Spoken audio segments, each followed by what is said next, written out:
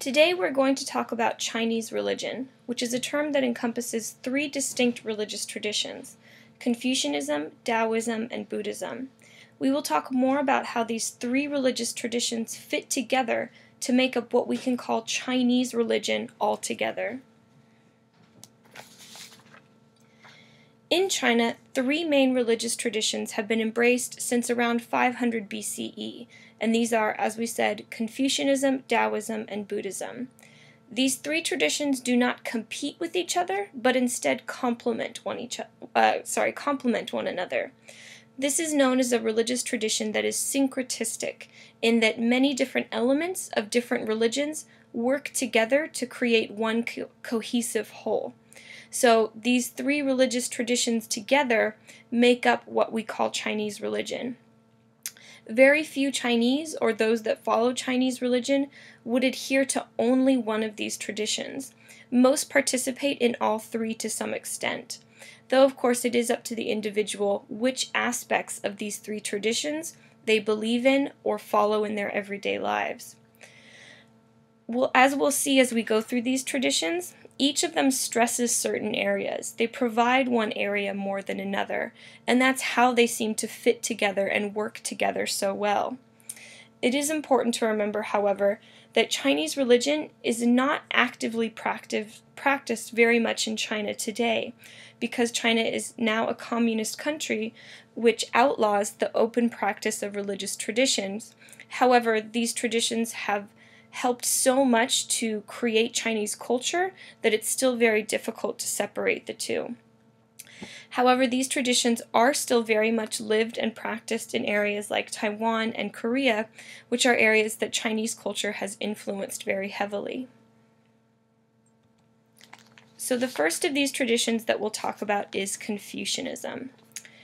Confucius was a man who lived from about 522 to 479 BCE, and he was a teacher and government representative.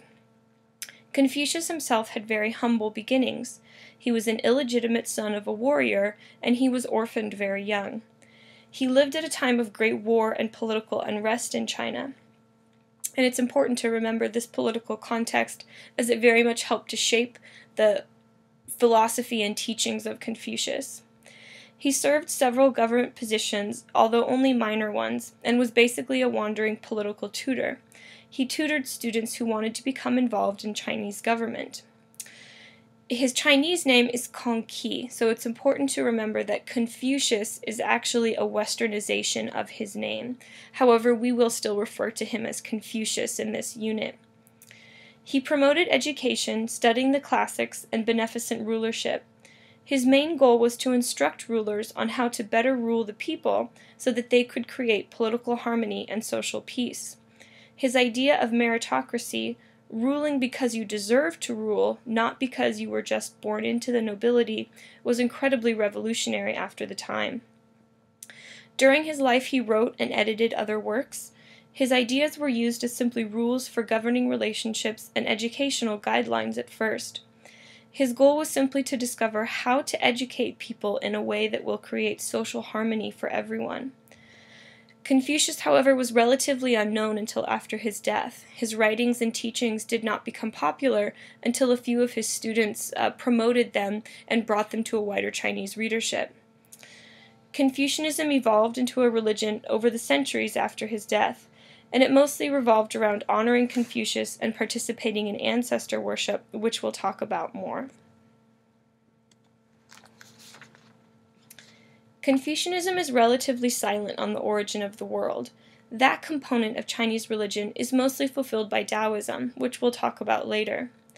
However, Confucius did mention in his writings something that he called Tian, or heaven, although it is unclear whether he thought of this heaven as a personal god or an impersonal force. Either way, he promoted living in a way that honors heaven, which is an ethical life. After Confucius's death, several of his students, including Mencius and Chunxi, are responsible for spreading his teachings through the printed word. They spread his Analects and other works that he edited. The Analects are his major work, which Confucius didn't actually write himself. Very similar to Socrates, some of his students collected his writings and his teachings and put them together into this work, which we'll look at more closely. Slowly, Confucius's teachings came to be the basis for Chinese education for centuries. It was only until recently, with the Cultural Revolution, which is the revolution that began communism in China, that Confucian ideas were pushed out of the national curriculum. Confucianism centered on what is called the cult of ancestors. In Chinese folk religion that predates Confucianism, so the predominant form of religion before Confucius, in that system, when individuals die, they become spirits in heaven, although they are still very much involved in the lives of their descendants here on earth. The Chinese, therefore, do reverence and honor to their ancestors in order to please them and ensure their help in this life. It is also a symbiotic relationship because the actions of the living also impact the ancestors' situation in the afterlife. Therefore, it is very important in Chinese religion to pay proper respect to your ancestors.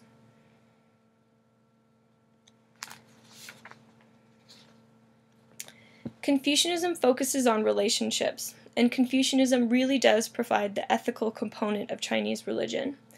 Confucius thought that proper relationships are the basis of a harmonious life and a harmonious society. Behaving correctly towards other people, showing them the proper respect, is the basis for creating these harmonious relationships. Therefore, individual behavior is the key to an ethical and peaceful world, according to Confucius. And he really puts a lot of personal responsibility on the individual. If one wants to create a good society, you don't start with society. You start with yourself, and you behave in a way that you would like to see reflected in society. One key component of this focus is something called filial piety. This means respect for one's parents and grandparents. The key component in these proper relationships involves a hierarchy. So there needs to be an acceptance that this is not an equal relationship, but that those that are older than you, your parents and your grandparents, have authority over you, and respecting that authority is what creates harmony. So in this system, it's important to remember that a child is not above his or her parent, so the child must obey and respect that parent or grandparent. A few other of several key ideas in Confucianism includes something called Ren. This has been translated as goodness or humanity. This is one way to finding the proper way to behave towards others. One must have Ren, or this goodness or humanity, that they can express to others. This is the individual disposition that people must try to cultivate within themselves. So good actions have to originate from a good heart and a good mind. Although proper actions are emphasized, those actions must have good intentions behind them. So the first step in creating these harmonious relationships is to cultivate Ren within yourself. Another key component is that of Shu. This has most commonly been translated as reciprocity, and is the descriptor of relationships that grow out of Ren. This means that you do not think of yourself as above others, but always have respect for others and show consideration for others in your relationships. So Shu is thought of as the natural expression of Ren. If you have Ren within yourself, your actions and your relationships will demonstrate Shu. Confucius also thought that 5 relationships in particular were the most important for developing a harmonious society. If these relationships were honored properly and were in a proper order and disposition, then the society could be peaceful as well. As you can see, most of them are male-oriented. Confucius lived in a very traditional patriarchal society, so it's not surprising to see that a lot of them focus on the male gender: father, son, husband, wife, older brother, younger brother, etc. However, we can widen these and think of them more as parent, child, ruler, subject. Husband, wife is kind of hard to change. Confucius, again, did come from a traditional society in which the husband was considered to have authority and power over his wife, and older sibling, younger sibling. So one key aspect of these relationships is that there is a hierarchy built into them, except for the friend-friend relationship. That's the only one that has an equal status for both members. So it's important in these relationships to create harmony. One has to know if they are in a higher position or a lower position than the other. So obviously parent is above child, ruler is above subject, husband is above wife, and older sibling is above younger sibling. So for Confucius, creating harmony is not about equality. It's not about having equal status in the relationship. It's about knowing who has the control or the authority in that relationship and then respecting that power difference. So a child and parent are not equal in that relationship. The child needs to defer to the parent and to respect what they say. However, the parent also has an ethical responsibility to care for and teach and nurture and provide for their child. So Confucius was very much focused on the different roles within relationships. We don't owe each other the same things. A parent and a child have different responsibilities in that relationship. They're not supposed to be the same thing. They don't owe each other the same thing. Parent is supposed to provide, care for, and protect. A child is supposed to listen, respect, and obey. So the two aspects of the relationship is always different. Same with ruler-subject, husband-wife, and older brother, younger brother. So for Confucius, harmony means hierarchy and respecting that hierarchy. So it's important to remember this because it's rather a different view than we have today, in which we tend to think of harmony as equality. But Confucius had a very different idea about how to create harmony. In terms of ritual, ritual is very important in Confucianism. And in many ways, Confucianism elevated all personal action of the individual to the level of ritual, because every one of our actions either contribute to a harmonious society or promote disharmony in that society. So Confucius again emphasized individual ethical behavior, and he compared our actions to throwing a stone into a lake and seeing those ripples go outward and get larger and larger. Every action that we do in society towards another has consequences. If we act in an ethical and kind way towards others, that action is going to spread and it's going to have positive effects in our society. If we do something negative towards another, that will also have a ripple effect and will create disharmony in society. The word li means ritual and usually involves making offerings to one's ancestors. These offerings could include food, incense, or candles. These rituals must be carried out properly with the proper mindset and motivation as well. The correctness of the ritual action pleases both heaven and one's ancestors. These rituals ensure a happy life and the help of one's ancestors. In one's daily life, it is important to always show ritual propriety to those above you in status. This ritual propriety is how one shows the respect, shi, and goodness, ren, that Confucius encouraged. This is not so much to divide a society into classes, but to show goodness and respect to all others in your life. When we think of the Chinese ritualistic behavior, such as bowing, we can see how Confucianism still influences how Chinese interact with each other, and that emphasis on respect and deferring to the member of the relationship that has the higher status. So respect is about honoring those who are superior to you, whether that's anyone who is older than you, a teacher, an ancestor, or heaven itself. For Confucius, education was also a ritual. Having a lifetime love of learning is a very important part of one's life and should be accomplished by everyone. Study and education, according to Confucius, is necessary for a happy and peaceful life, and really is considered a ritual in Chinese culture. As we said already, Confucianism contains the idea of heaven or Tian, which could be interpreted as either a personal god or an impersonal force. Many scholars believe that Confucius probably meant both. Either way, one must follow an ethical life in order to please heaven. Confucius also believed in something he called the mandate of heaven, which said that rulers are given permission to rule by heaven. Confucius revolutionized this idea by saying that because of the mandate of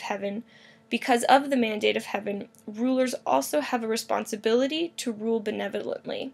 Therefore, the Emperor of China was commonly believed to be a human representative of heaven on earth, And this is very common in many ancient cultures, where the king or emperor or ruler was believed to have some sort of direct connection to God or to heaven. And the fact that they had become the ruler meant that God or heaven must have given permission for that person to rule. So this idea predates Confucius, but what Confucius added to it was that if a ruler is cruel or is not good at ruling his or her people, then that mandate can be taken away. And then it becomes ethically okay for a people to rise up and remove that ruler by force. Confucius is also commonly believed to have edited the 5 classics, which are 5 books on various topics that became the basis of Chinese education for centuries. The Book of Changes, or the I Ching, which you may have heard of, is a book on divination or telling the future. The Book of History chronicles the history of several Chinese dynasties. The Book of Poetry is a book of poetry. The Classic of Rites has ritual instructions. And the Spring-Autumn Annals chronicles the history of Confucius's home state of Lu. The Analects of Confucius are also a very important text in this tradition.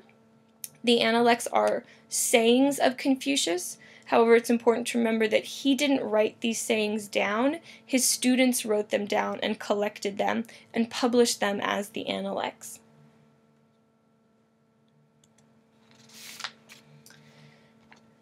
In Confucianism, we do have numinous experience in terms of heaven. Heaven is still a force that must be honored and lived by. Also, one's ancestors can be experienced numinously because they do have power over the individual.